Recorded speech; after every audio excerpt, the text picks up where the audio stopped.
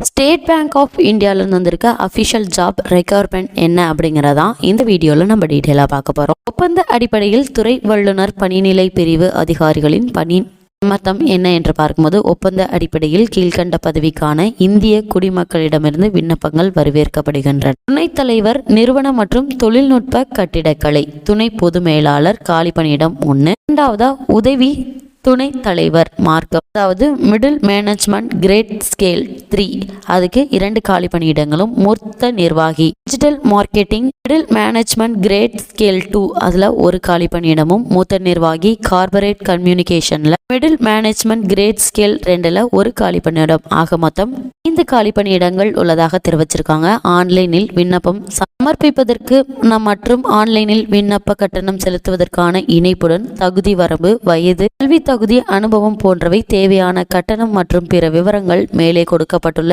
சம்பந்தப்பட்ட விரிவான விளம்பரத்தின் கீழ் bank.sbi.